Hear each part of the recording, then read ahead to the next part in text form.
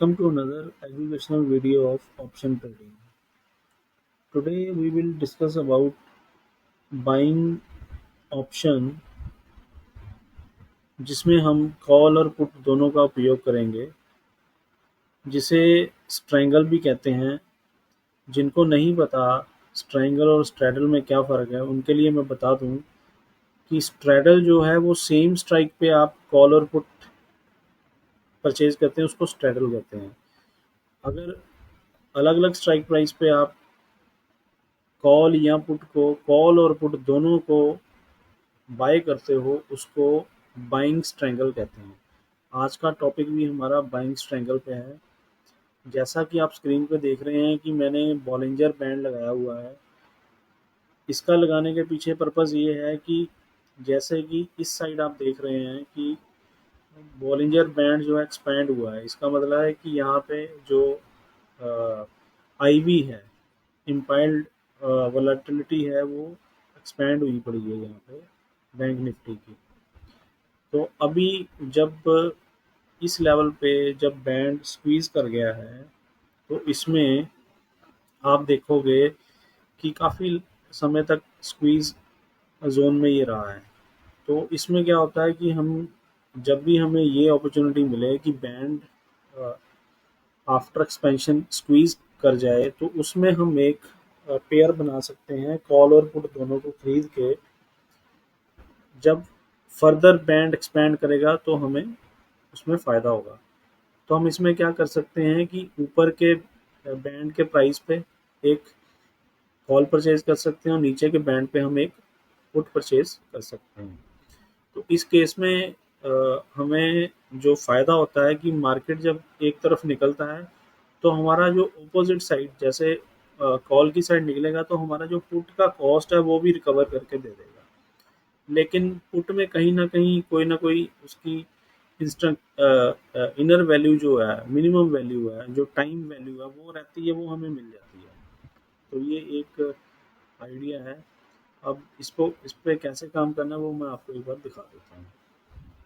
जैसे कि ये बैंक निफ्टी का आप चार्ट देख रहे हैं, ये 15 मिनट टाइम फ्रेम का चार्ट है। इसमें आप देख सकते हैं कि जो बॉलिंजर बैंड है वो एक्सपैंड हुआ है काफ़ी बड़े लेवल पे।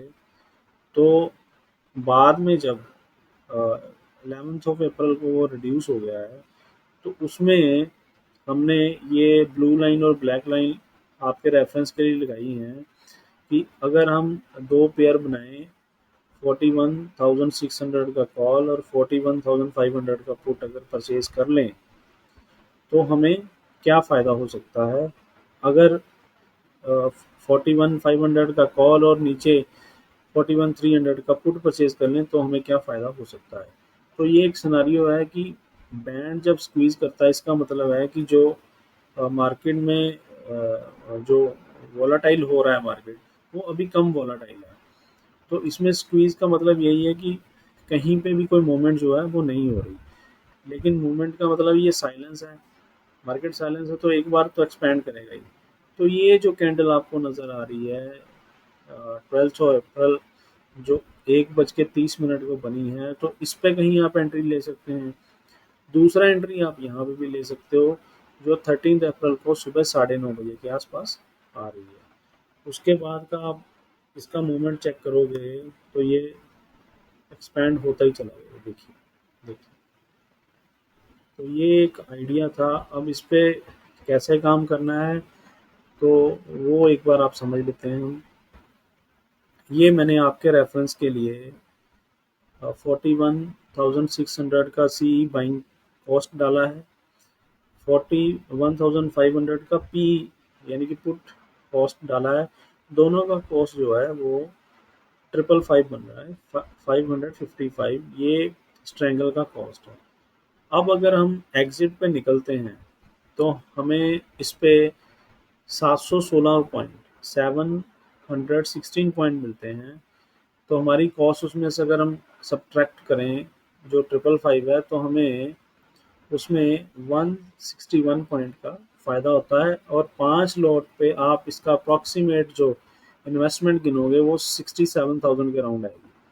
तो 67,000 के अराउंड पे आपको अगर 20,000 का प्रॉफिट हो रहा है 20,000 का, तो ये काफ़ी रिस्क और रिवॉर्ड के फेवर में है। तो और दूसरी बात ये है इसमें कईयों का ये सवाल होगा कि स्टॉप लॉस क्या होगा। तो स्टॉप लॉस इसमें ये है कि अगर मूवमेंट नहीं आता है, आपका जो टोटल जो 555 में से अगर इसमें 20% जो अप्रॉक्सीमेट 100 पॉइंट बनता है नीचे टाइम डीके की वजह से आ जाता है, तो आपको एग्जिट कर लेना चाहिए। अब इसी इसी एक पेयर मैंने जैसे इस बैंक निफ्टी में इस पेयर की बात की थी, जो कि बिल्कुल जहाँ पे बैंड स्क्वीज हुआ है उस पॉइंट से लेके और 41,300 ये नीचे का पॉइंट पे स्क्वीज हुआ है। तो इन दोनों का एक कॉम्बिनेशन अगर हम बना के चलते हैं, तो उसमें भी आप देखोगे तो हमारा जो कॉस्ट है 538 बनता है, क्योंकि हम इन द मनी में आ गए, इसलिए वो हमें मोमेंट भी उसी हिसाब से देगा। अगर ये रॉन्ग हो जाता तो लॉस भी उसी हिसाब से हमें देता। तो इसमें ये है, देखिए हमारा कॉस्ट जो है 538 है और एग्जिट हमने 780 पे किया है, यानी कि 727 इसका प्राइस है, 53 इसका प्राइस है, दोनों का टोटल जो है 780 बनता है। और जो हमारा कॉस्ट है कॉल और पुट जो बाइंग किया था हमने वो 538, तो उसको हम 780 में से 538 अगर माइनस करेंगे तो हमें जो नेट प्रॉफिट 242 का मिलता है, जो 5 लोड पे 30,000 बनता है। तो इसमें अगर हम टोटल इन्वेस्टमेंट देखेंगे तो हमारी वही 67-65,000 के अराउंड आएगी। उसी पे 50% आप समझ लें ये प्रॉफिट आपको दे रहा है। इसमें भी वही है कि अगर मान लीजिए ये वाला मूवमेंट नहीं आता है, मार्केट साइडवेज ही रहता है, बॉलिंजर स्क्वीज मोड में ही रहता है, उस केस में 20% आपके टोटल बाइंग का स्टॉप लॉस होना चाहिए और आपको निकल जाना चाहिए। इसकी खूबी ये है कि अगर आपने 5 ट्रेड भी गलत कर ली, एक ट्रेड भी अगर आपकी सही आ गई, तो आपका कॉस्ट पूरा हो जाएगा। तो ये एक चीज़ है जो मैं आपसे शेयर करना चाह रहा था। और बॉलिंजर बैंड को डिज़ाइन इसी तरीके से किया गया है कि मिडल लाइन की जो ऊपर की ये अपर और लोअर बैंड है, ये standard deviation of moving average है, यानी कि प्राइस अगर 20 डे मूविंग एवरेज से जो मूव कर रहा है उसका +2 और -2, ये स्टैंडर्ड डिविएशन में काम कर रहा है एवरेज से। तो इसका जब ये स्क्वीज होता है, इसका मतलब मार्केट में कहीं ना कहीं साइलेंस है। तो जो उसमें साइलेंस के बाद की जो आप कहते हो तूफान आता है, वो चीज़ ये काम करता है। जितना लंबा ये इसका स्क्वीज होगा उतना ही लंबा इसका एक्सपेंशन देखने को मिलता है, जैसे कि हमने इस केस में देखा है कि देखिए ये यहाँ पे इसी लेवल पे स्क्वीज रहा है, उसके बाद देखिए क्या एक्सपेंशन आया। और इसने आपको दो अपॉर्चुनिटी दी है एंट्री करने के लिए। एक इसने आपको दिया है जो 1:30 पे जो ये है, और दूसरी इसने दी है ये 9:30 पे 13th ऑफ अप्रैल को। तो ये एक मेथड है। इसमें बॉलिंजर बैंड आपकी बहुत हेल्प करता है कि किस बेस पे आपने एंट्री लेनी है। अब कईयों का ये सवाल भी होगा कि क्यों ना, अगर हमें पता चल ही गया है कि ब्रेकआउट हो गया है अपर साइड में, तो हम खाली कॉल ही बाय कर लें।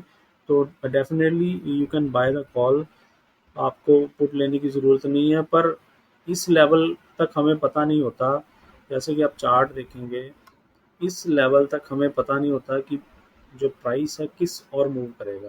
तो इसलिए हम फॉर प्रिकॉशन साइड दोनों तरफ का कॉल और पुट ले लेते हैं, क्योंकि हम एंट्री जो है रीजनेबल प्राइस पे करना चाहते हैं। तो इसलिए हम जब ये स्क्वीज बनता है तभी एंट्री ले लेते हैं, क्योंकि हमने वेट करना होता है।